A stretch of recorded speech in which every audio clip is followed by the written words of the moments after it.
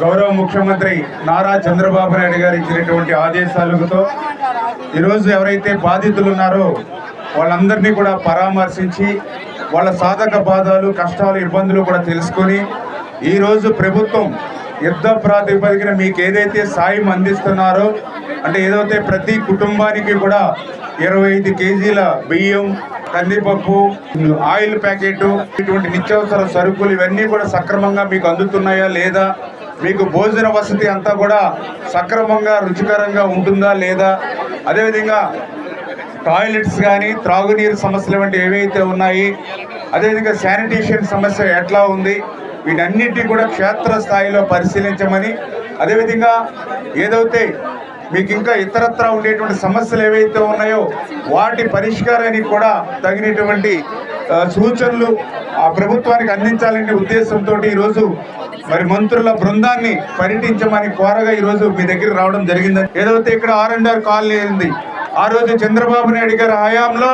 మనం ఈరోజు R&R colony మనం నిర్మాణం చేసుకున్నాం. మనం అడుగుతూ ఉన్నాం,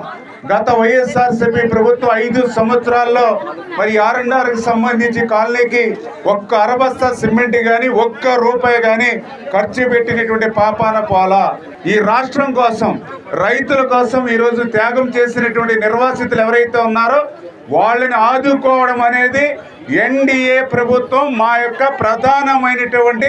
బాధ్యత, మా ప్రథమ ప్రాధాన్యత అని చెప్పి, అందుకే ప్రభుత్వ పరంగా కూడా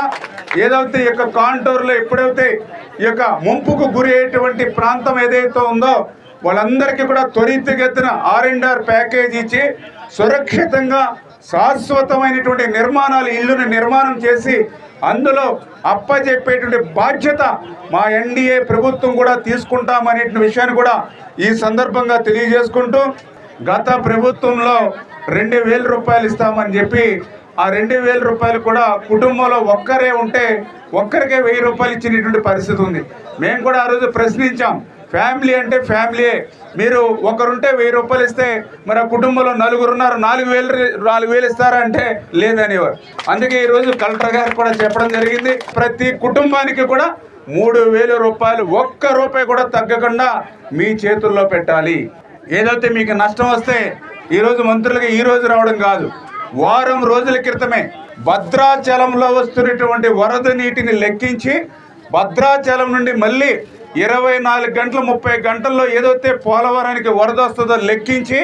అంటే ఎంత ఇన్ఫ్లో వస్తుంది ఎంత అవుట్ఫ్లో అవ్వాలనేటువంటి ఆలోచనతో చంద్రబాబు నాయుడు గారు సంబంధిత వరద బాధిత జిల్లా కలెక్టర్లతోటి, ఎస్పీలతోటి అర్ధరాత్రి సైతం మరి చంద్రబాబు నాయుడు గారు మాట్లాడారని అంటే మీ పట్ల, వరద బాధితుల పట్ల, నిర్వాసితుల పట్ల చంద్రబాబు నాయుడు గారికి ఉన్నటువంటి ప్రాధాన్యత అనే విషయాన్ని కూడా మరొక్కసారి మీకు దృష్టికి తీసుకొస్తూ, మళ్ళీ మధ్యలో కూడా 2 సార్లు ఎప్పటికప్పుడు కాన్ఫరెన్స్లు తీసుకుంటూ నిన్న అసెంబ్లీలో కూడా స్వయంగా ఆయన తీర్మానం పెట్టడంతో పాటుగా మరి నిన్న కూడా ఆయన స్వయంగా మాట్లాడి ఏదైతే మీకు అందించేటువంటి సాయాన్ని కూడా స్వయంగా ఆయన అందించారు. ఇంకా భవిష్యత్తులో మీకు ఏం చేయాలో కూడా మరి మంత్రుల బృందాన్ని పరిశీలించమని చెప్పారు. అదేవిధంగా ఇక్కడ ఏదైతే పెదవాగు ఆ తెలంగాణ మరి వాళ్ళ ఉన్నటువంటి పరిస్థితి అయితే ఆయకట్టు వస్తే మన ఆంధ్ర ప్రాంతానికి కూడా దగ్గర 14,000 ఎకరాల ఆయకట్టు ఉంది. ఏదైతే గోదావరి బోర్డు కూడా 85% ఆంధ్ర, అదేవిధంగా 15% తెలంగాణ పెట్టుకోవాలని ఒక 80 కోట్ల రూపాయలు ఎస్టిమేషన్లు పంపిస్తే ఆ రోజు 2021లో ఉన్నటువంటి ముఖ్యమంత్రి దాన్ని పెడచేవని పెట్టడంతో ఒక్క రూపాయి కూడా ఆంధ్రప్రదేశ్ రాష్ట్రం వాళ్ళకి ఇవ్వకపోవడంతో ఆ పెదవాగంతా కూడా కొట్టుకుపోయి మరి దగ్గర మరి 7-8 గ్రామాలు మనం కూడా నష్టపోయినటువంటి పరిస్థితి ఉంది. అది కూడా చంద్రబాబు నాయుడు గారి యొక్క ఆదేశాలతోటి మరి తెలంగాణ మరి మంత్రివర్యులతోటి, అదేవిధంగా అక్కడ ఉండేటువంటి ఇరిగేషన్ అధికారులతో కూడా మాట్లాడడం జరిగింది. త్వరలోనే ఆ పెదవాగు కూడా మరామతులు చేసి దానికి కూడా శాశ్వతంగా డిజైన్స్ తీసుకుని పరిష్కారం కూడా చేస్తామని చెప్పి మీ ద్వారా అందరూ కూడా తెలియజేసుకుంటున్నాం.